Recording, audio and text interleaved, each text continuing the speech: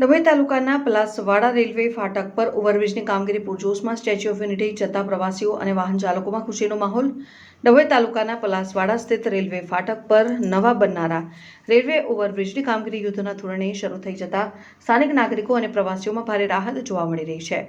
વર્ષોથી ટ્રાફિકની ગંભીર સમસ્યાનો સામનો કરી રહેલા માર્ગ પર બ્રિજનું નિર્માણ કાર્ય ઝડપથી આગળ વધતા ટૂંક સમયમાં ટ્રાફિક જામની સમસ્યામાંથી મુક્તિ મળશે।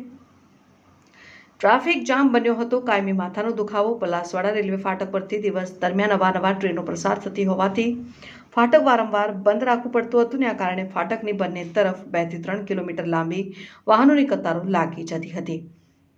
વાહન ચાલકો અને પ્રવાસીઓને કલાકો સુધી ટ્રાફિકમાં અટવાઈ રહેવું પડતું હતું। ઇમરજન્સી સેવાઓ તેમજ સ્થાનિક રોજિંદા મુસાફરોનો કિંમતી સમય વેડફાતો હતો। પ્રવાસન અને યાત્રાધામો માટેનું મુખ્ય કડીરૂપ માર્ગ આ માર્ગ માત્ર સ્થાનિક અવરજવર માટે જ નહીં પરંતુ ગુજરાતના મુખ્ય પ્રવાસન સ્થળો માટે કરોડરજ્જુ સમાન છે। સ્ટેચ્યુ ઓફ યુનિટી દેશ વિદેશથી આવતા હજારો પ્રવાસીઓ આ માર્ગનો ઉપયોગ કરે છે। ધાર્મિક યાત્રાધામો પવિત્ર યાત્રાધામ ચાણોદ કરનાળી પોઈચા જવા માટેનો આ મુખ્ય માર્ગ છે।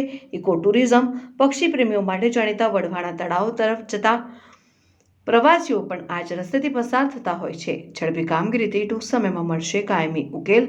લાંબા સમયની રજૂઆતો બાદ તંત્ર દ્વારા ઓવરબ્રિજની કામગીરી ખૂબ જ ઝડપથી આગળ ધપાવવામાં આવી રહી છે।